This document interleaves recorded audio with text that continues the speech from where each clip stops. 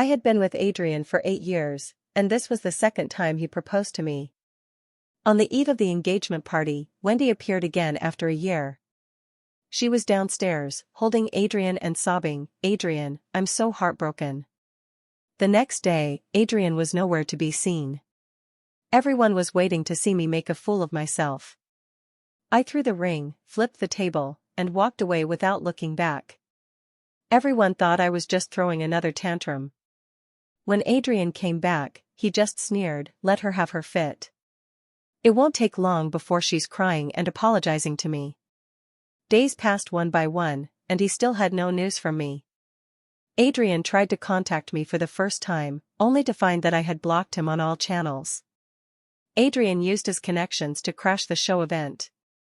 But he happened to witness Julian kneeling on one knee, proposing to me. He slipped a diamond ring onto my finger and promised me, "I will cherish you for the rest of my life." I didn't understand. Why did Wendy always appear right after Adrian proposed to me? And why did Adrian always abandon me every single time? I stood alone in the middle of the banquet. Around me came murmurs, some loud, some soft. Why isn't Adrian here again? Is this engagement party going to fall through once more? I think Moira might as well just throw the engagement party by herself. This time after time, if Wendy calls again, it'll all just repeat itself. An engagement party without the groom's side is pretty rare, but if there's no groom at the wedding either, that would really be something unheard of. Don't say that. Adrian is really capable of pulling something like this off. When Wendy calls, no one can bring him back. I couldn't argue. They were right. Last night, Wendy was downstairs holding Adrian, quietly crying. Her eyes were filled with tears, her nose red, her voice soft and trembling. "Adrian, I'm so sad." Adrian held her close. "It's okay, I'm here." Wendy cried for a long time until her eyes were swollen. Adrian gently stroked her eyes, full of concern. "Don't cry for him anymore." Wendy said nothing, but looked up toward the second-floor balcony. Her voice was low, yet in the silent night, it reached my ears clearly. "Adrian, have I caused you trouble again?" Adrian followed her gaze and his expression darkened. "Go back." I stood still. He then looked at Wendy, gently stroking her hair. "You will never be my burden. Whenever you need me, I am always here." Adrian truly meant what he said. Over the years, no matter how busy he was, the moment Wendy called, he would drop everything and come to her side. It was the same when I was hospitalized. It was the same when he proposed for the first time. That day at the engagement party, he was nowhere to be seen all day. I sent off the guests alone, ending the ill-fated banquet. When Adrian returned, his only explanation to me was, "Wendy was hospitalized." Because of Wendy, we have had countless arguments. Don't use your dirty thoughts to speculate about my relationship with her. We are more important to each other than family, Adrian said, looking at me. As long as it doesn't affect anything you want from Wendy, I can give it to you. I looked at the mocking glances from the people in front of me. With a sharp bang, I threw the ring out. Everyone was stunned. Before they could react, the next second I grabbed the tablecloth and flipped the entire table. Plates and dishes flew everywhere, some crashing to the floor, others splattering onto people. Seeing the panic and confusion on their faces, I felt a rush of satisfaction for the first time. Back home, I received a message from Adrian. He sent a design sketch of a ring, signed by a famous domestic designer who was also his childhood playmate. What does this mean again? Compensation? An apology? It's always the same. I blocked Adrian, packed my bags, and tore off the necklace he gave me. The housekeeper stood awkwardly by the stairs. "Miss Moira, how many days will you be gone this time?"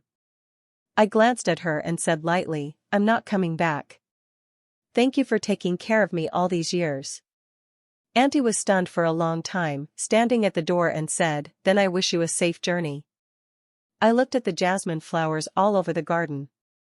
Suddenly, I felt a bit dazed. These flowers were planted by Adrian for me. I ran into the field, dug up all the flowers, my fingers stuffed with soil and broken petals.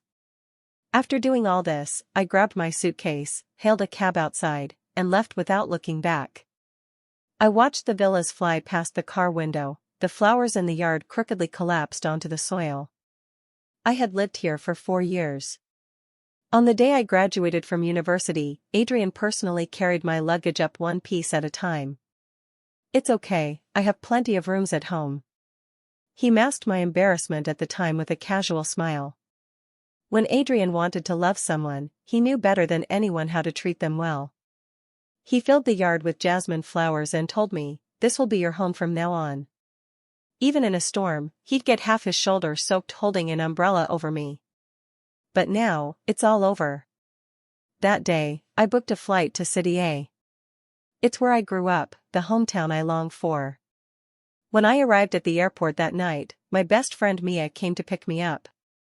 She showed up with 2 huge dark circles under her eyes and said, "You finally see it clearly. That man, besides having some money, what else does he have?" I gently poked her forehead. "Didn't I tell you not to come pick me up? Your dark circles are almost bigger than your eyes." Mia laughed and collapsed onto me. "How could I let you go home alone?"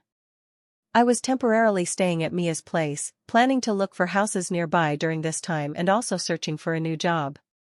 Mia works as a director for variety shows, and recently they were planning a new dating show. She had been leaving early and coming back late these days, and things didn't seem to be going smoothly. One day she called me, her voice full of painful wails, "Moira, help me." "What's wrong? What happened?" I asked anxiously. Her voice broke down. "I left a document at home, and I urgently need it later. If you're free, could you help me bring it over?" "Okay, then send me the address. I'll come by later." After hanging up, I messaged the agent again and rescheduled the house viewing to tomorrow afternoon. The variety show venue was huge, and I got lost. Fortunately, I ran into a kind person who guided me there. He had a delicate appearance and spoke gently. We chatted briefly on the way. It turned out he was one of the male contestants on this dating show, and he was a lawyer. Arriving at the office, the meeting hadn't started yet. It was just that I didn't understand why the directing team was looking at me with such burning eyes. At night, Mia flopped down on the sofa, kneeling and lying face down. "Moira, save me again." She pulled out the variety show contract and handed it to me. I wanted to refuse. She quickly said, "The pay isn't high, but it's not low either. It's perfect for a transition period, plus you get to chat with a lot of handsome guys, best of both worlds." I smiled helplessly. "But right now, I'm not really interested in getting involved emotionally. The show team won't force you two to be together. Just get to know each other normally, think of it as just having fun. There are plenty of men in this world better than Adrian." I hesitated but nodded, "All right then." I had never faced so many cameras before, and I felt uneasy during the early filming. Julian switched seats with someone and sat next to me, winking, "It's okay, don't be afraid." I returned his smile. Maybe because we had interacted before and there was someone familiar by my side, I felt a bit more at ease. On the first day of partner selection, I didn't hesitate to write down Julian's name. I was too nervous. I could hardly match anyone's face to their name. During the first phase of filming, I was almost always with Julian. He was meticulous in his actions, gentle in character, and never made conversations feel pressured. After a few days, another female contestant chose him for a date on the second day.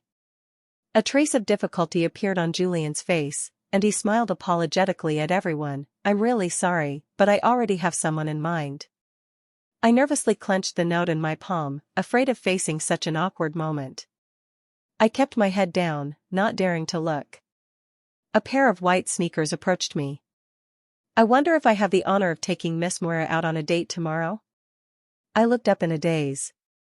The soundproofing in the recording house was really poor. I even heard Mia scream from the control room. I smiled and shook his hand. Of course. If I had known then that the date Julian arranged was skydiving, I definitely wouldn't have agreed so readily. I gripped his hand tightly, my body trembling in the gust of wind that blew through the open door. Julian gently patted my shoulder to reassure me.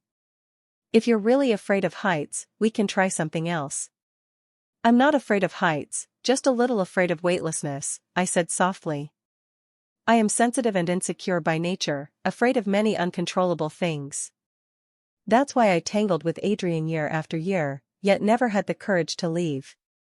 His voice gently brushed against my ear. "When I was a child, I was very afraid of heights. I wouldn't dare to take the cable car, nor look down while climbing. Later, once when I took the cable car, I tried to open my eyes. The sunlight slowly descended from the sky, casting a golden glow over the mountain's afterglow. At that moment, I realized how many scenes I had missed before." I looked into his deep eyes. It seemed as if the afterglow he spoke of enveloped us both, and a great courage welled up inside me. I said, "I want to try." Standing at the cabin door, I saw the bottomless clouds, and fear spread through my heart once again. The howling wind kept blowing past, and I felt a chill in my palms. I closed my eyes. Suddenly, a warm hand covered the back of mine, and his voice was gentle yet strong. "Don't be afraid, I'm here." My body trembled, and I jumped. The wind and clouds rushed past me. Below were the land, the mountains, the world. The vast earth unfolded before my eyes, and I was so stunned by the scenery that my mouth fell open. After landing, Julian was waiting for me below and came forward to give me a hug. I smiled and asked, "Aren't you going to jump?" "Next time, I hope to share the joy of your first skydive." I was still a bit exhilarated. It was amazing. I've never felt so free. In the vast world, humans are so insignificant. In that moment of falling, emotions and grudges don't matter. The first half of the dating show's filming wrapped up, and the guests could rest for 1 to 2 weeks depending on the situation. Back home, Mia pressed her hand on my shoulder. "So sweet, I'm really touched by you too." I looked her up and down, puzzled. "Sweet? Where?" Mia rolled her eyes. "Try pretending again, see what happens?" I smiled helplessly. She leaned in close to me. "Do you really have no feelings for Julian?" I recalled the hand I held during the skydive, the warmth I felt. In the end, Adrian's face appeared in my mind again. "I don't know. I think I'm not ready to start a new relationship yet." "What's there to be ready for?" Mia pinched my cheek. "If you have feelings, just go for it. If it ends, it ends." "Are you seriously planning to stay faithful to Adrian?" I rolled my eyes. "No, I just think jumping into a relationship so carelessly is unfair to everyone involved." Mia gazed into my eyes, silent for a moment. "Alright, but I still hope you won't overthink things. No matter how far you and Julian go, I want you to truly enjoy this relationship. You know, when I saw you smile again in the control room, I was really happy for you. It's been a long time since I saw you smile from the heart." I was taken aback and instinctively touched my face. It did seem true. Over the past 2 years, Adrian and I had been arguing more and more frequently, and it felt like I hadn't really smiled in a long time. A few minutes later, I received a call from one of Adrian's friends. Ryan asked, "Adrian said you weren't happy with the ring. Sis-in-law, tell me your requirements, and I'll redesign it according to your ideas." I interrupted him, "No need. It's not that I'm unhappy with it, I just don't need it anymore." Ryan was momentarily confused. "Adrian didn't say you bought another ring." I smiled. "It's not that I don't want the ring, it's that I don't want Adrian anymore." After saying that, I hung up the phone. In the villa, Adrian's face grew darker and darker. Ryan looked at the blackened phone screen and sighed. "I'm just saying, Adrian, you've really gone too far this time. The first time you left Moira at the engagement party was already embarrassing enough. And now this is the second time. What girl could stand that?" He sat on the sofa, his face cold and expressionless. Ryan kindly advised, "Why don't you call her and apologize? Moira cares about you so much, if you call, she'll definitely calm down." Adrian glanced at him and sneered coldly, "Apologize? Since when have I ever apologized to anyone?" If she can't stand it, she can leave. I've already explained, Wendy is unwell, I took her to the hospital and I'll be back. What more does she want? Ryan smiled wryly, a bit helpless. Even he didn't dare to say much about Wendy. He looked at the design plans. So what do we do with these designs? Moira said she doesn't want them anymore. Adrian's face darkened as he took the plans. If she doesn't want them, then throw them away. Using running away from home to blackmail me? No way. He went upstairs in silence and stood on the balcony. This was the spot Moira spent most of her time at home. Adrian snorted softly. I want to see how long you can make a fuss this time. That evening, Julian sent a message. Are you free tomorrow? There's a Sichuan restaurant in Times Square that's supposed to be pretty good. I stared at the message screen, momentarily dazed. A few minutes later, I hesitated before replying, haven't you not been recording these past few days? He sent a voice message. His voice, tinged with a smile, was gentle. I just wanted to ask you out myself, no director, no cameraman, just the two of us. Just the two of us. His magnetic voice fell into my ear, vibrating in sync with my heartbeat. I said, all right. The restaurant wasn't very crowded. Julian sat by the window, waving at me. He handed me the menu. I heard you like spicy food. I checked a few reviews on Dianping and asked some friends. They said this place is pretty good. I looked up and asked, who did you hear that from? For once, a hint of nervousness showed on his face. I asked Miss Mia. If you feel offended, I apologize in advance. No, it's actually me who should thank you. I haven't had Sichuan cuisine in a long time. He stared at me steadily but didn't ask anything. He just said, then eat more today. I smiled and said, all right. I prefer strong flavors, but Adrian can't handle spicy food. Over the years, I've always accommodated him. This Sichuan restaurant tastes great, fresh and flavorful, with a rich spiciness. I ate heartily, and within minutes, sweat was beading on the tip of my nose. Thinking back on the past few years, how I gave up these delicacies for Adrian, I suddenly felt it wasn't worth it. My parents died young, probably because I never really felt love growing up, so I wanted to hold tightly to whatever love I could find. But when the heart is no longer there, how can love be held on to? It had been so long since I last ate Sichuan food that I lost myself a bit, not caring about anything else. When I finally lifted my head midway, I saw Julian suddenly freeze. His mouth was swollen from the spiciness, his eyes bloodshot, and before he realized it, he had finished 2 large cups of cold drinks. He waved to the waiter and ordered another glass of water. I asked in a daze, if you can't handle spicy food, why did you book a Sichuan restaurant? I wanted you to like it. His voice was hoarse from the heat. I quickly asked the waiter for a bottle of milk. Cold drinks take too long to help, try this. If you had told me earlier, I definitely wouldn't have come. He drank more than half the bottle of milk before his complexion finally eased. That's why I didn't tell you.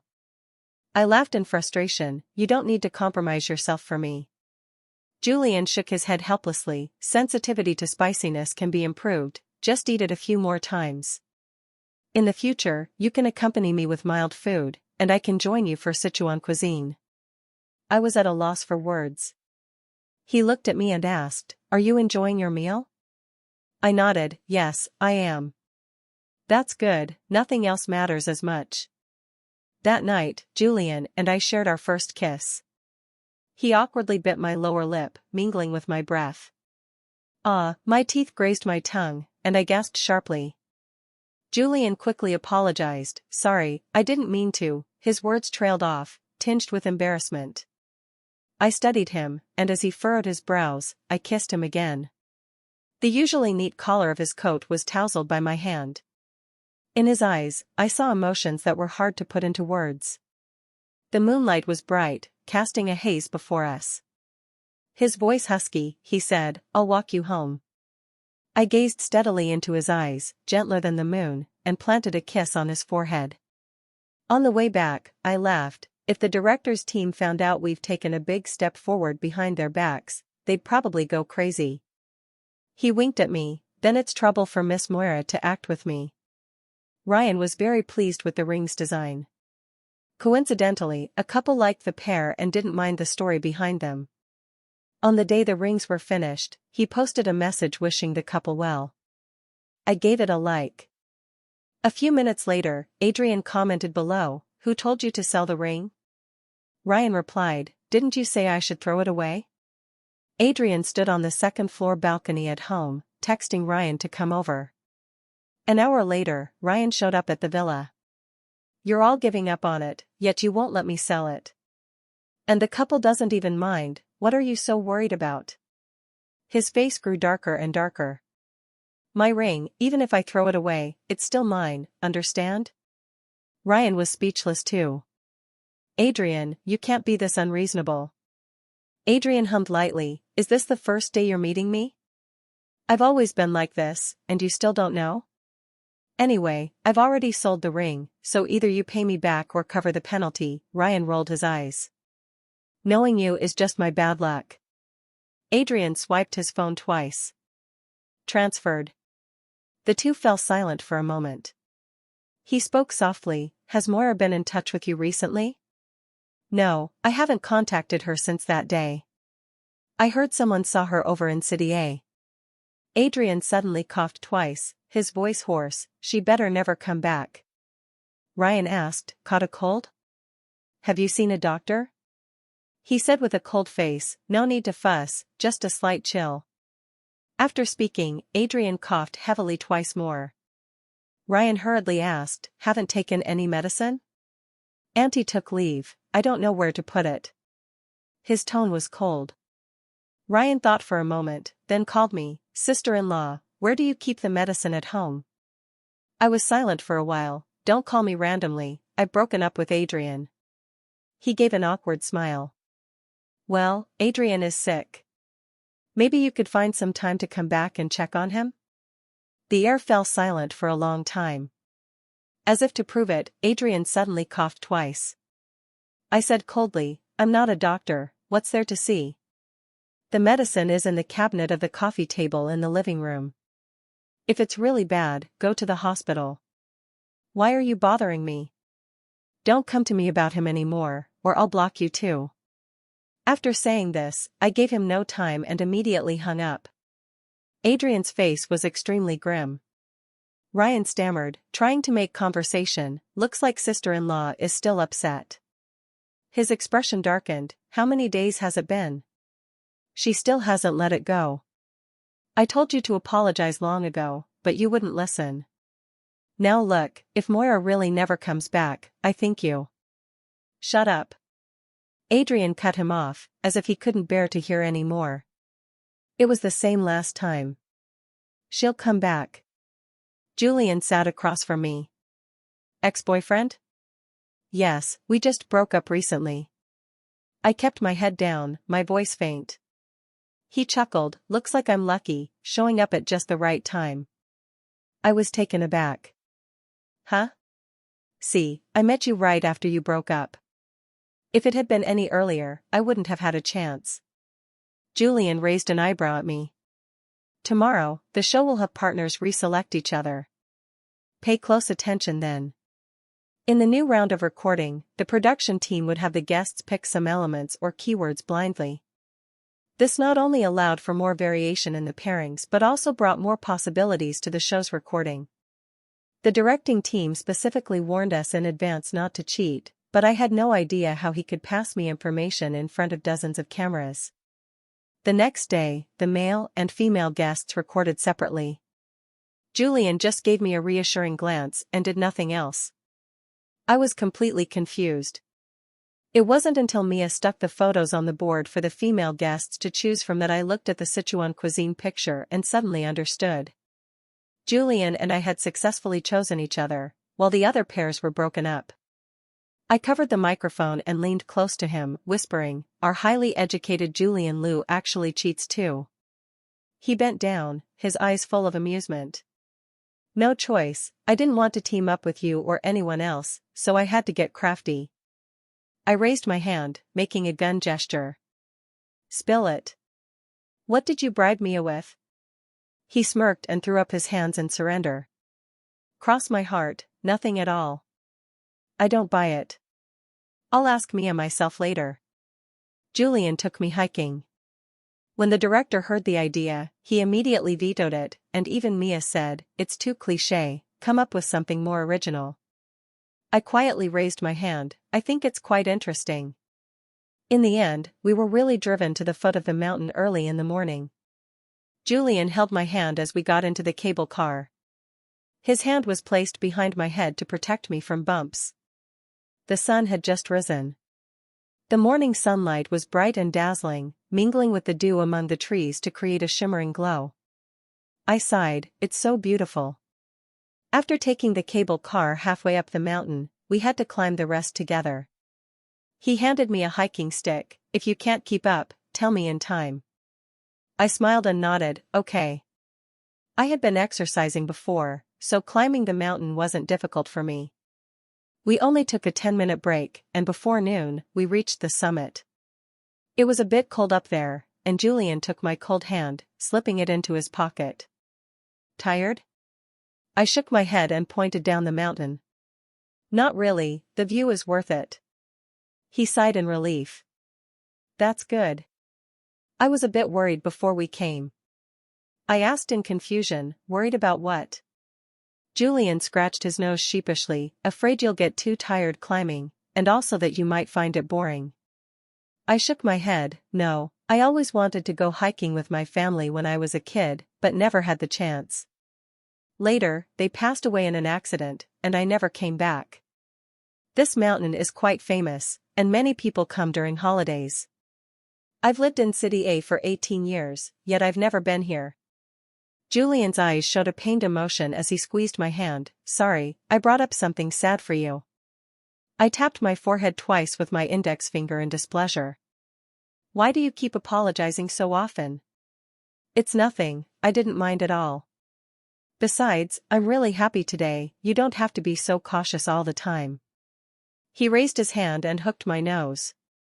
It's precisely because you don't mind that I want to think more for you. But since you said that, I'll be bolder from now on. I raised an eyebrow. How do you plan to be bolder? Julian's palm gently pressed against the back of my head, he leaned in close and kissed my lips. That was his answer. The diamond-studded ring sparkled under the light. Ryan's craftsmanship was indeed excellent. Adrian paid double the penalty to get the pair of rings back. The couple was initially very angry, but after receiving the penalty, Ryan promised to remake a pair of wedding rings and offered a 20% discount. They accepted the terms. Adrian covered the price difference, and after receiving a 7-figure transfer, Ryan sent a fist bump emoji. It was always like this. For Adrian, there was nothing money couldn't solve. But Moira was different. She never asked him for money or expensive gifts. Every time he brought home luxury goods, she would casually toss them around the house, sometimes on the cabinet, sometimes on the sofa. Yet, the handcrafted necklace he made years ago during a business trip abroad, commissioned by a partner, was the one she always wore close to her. Adrian thought that necklace had gone with Moira. That's why he firmly believed she would come back. But this morning, he suddenly saw the necklace on the cabinet at home. The red cord was broken, lying on the wooden cabinet, unnoticed for over a month. Panic suddenly gripped him. Moira was really going to give up on him. Clumsily, Adrian tried to glue the cord back together bit by bit, but no matter what, it never returned to its original form. The cord bent stiffly in segments. He took a photo, intending to send it to Moira, only to find he had been blocked. Adrian clenched the colorful gravel tied in his hand, the pain from the sharp stones pressing into his palm, yet he refused to let go. At that moment, the phone rang. The caller ID read, Wendy. It was the first time he didn't want to answer Wendy's call. Adrian had been drinking all night and was woken up in the morning by a call from Ryan, who said hoarsely, "You better have a good reason." Ryan was taken aback. "You've been drinking?" "Forget it, I'll talk to you when you're sober." Irritated, he sat up and rubbed his temples. Stop beating around the bush. Just say it. So, it seems Moira went to join a dating show. Adrian's brow twitched, his voice growing even hoarser. A dating show? Ryan stammered, it's where several single men and women participate together, get to know each other, interact, kind of like a matchmaking variety show. No need for your explanation, I know, Adrian scoffed. Alright then, Moira, you really have outdone yourself. Adrian, don't worry too much. These shows are scripted, many people are just acting.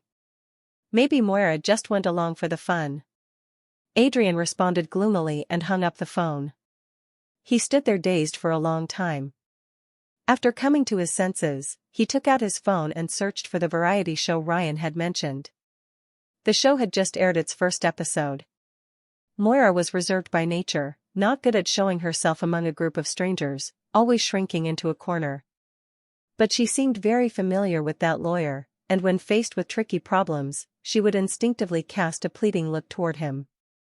And the other party seemed to take great care of her. The two of them had indeed successfully chosen each other. Moira smiled. Adrian suddenly realized that it had been a long time since he had seen Moira smile so genuinely.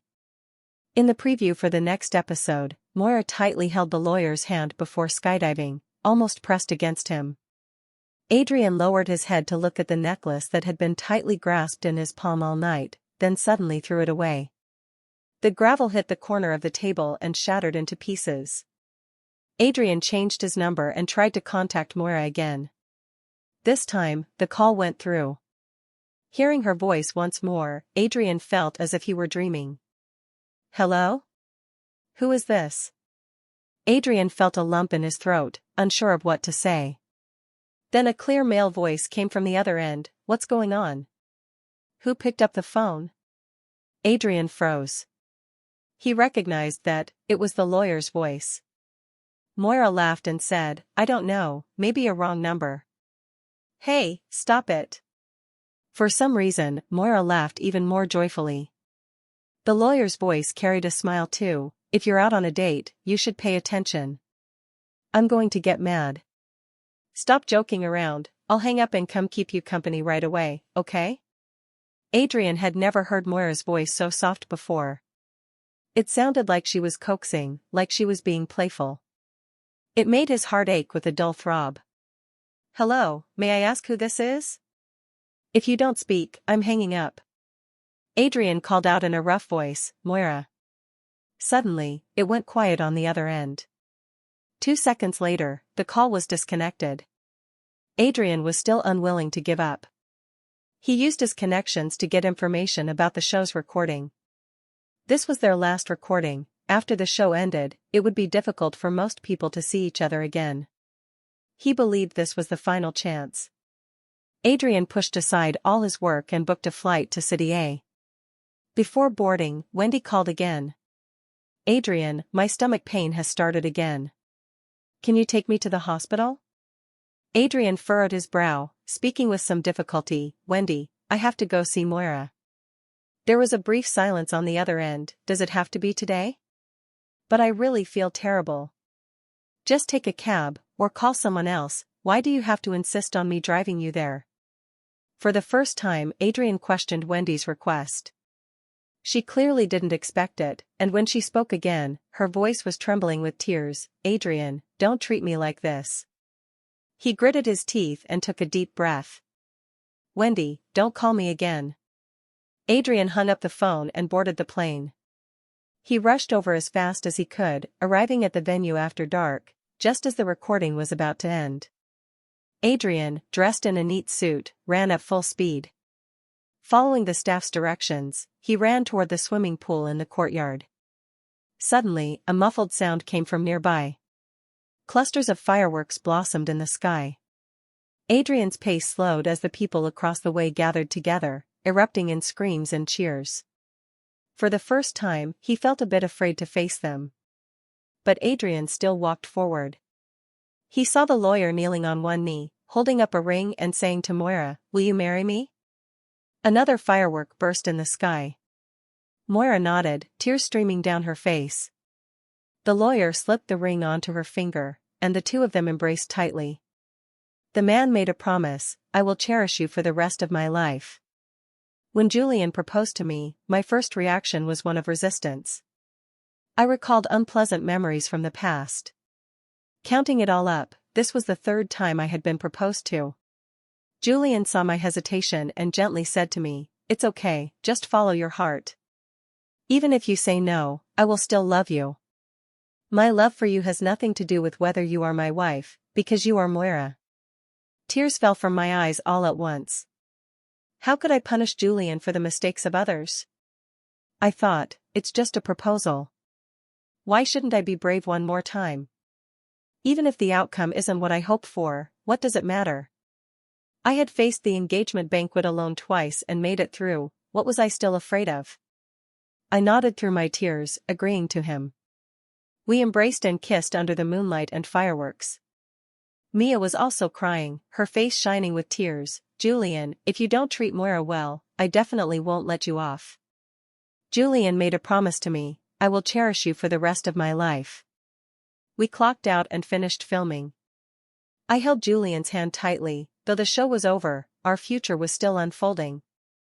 When the crowd dispersed, I saw Adrian standing under the lights. He looked worn out, his clothes disheveled from running, his hair damp with sweat. I could hardly recognize him. This was the unyielding Adrian. Adrian forced a smile more pitiful than tears. "Moira, will you come home with me?" Julian stepped in front of me. I held his hand firmly, a gentle reassurance, then looked away coldly. "What home?" "My home is in City A." His eyes brimmed with sorrow. "When I arrived, Wendy called me." I refused. "I won't contact her again. I'm sorry for making you angry. Please, give me one more chance, okay? Ryan almost sold the ring he designed for you, but I bought it back. I still think this ring suits you best. I don't know how the necklace I gave you broke, but luckily I managed to glue it back together. It's a pity it doesn't look as good as before.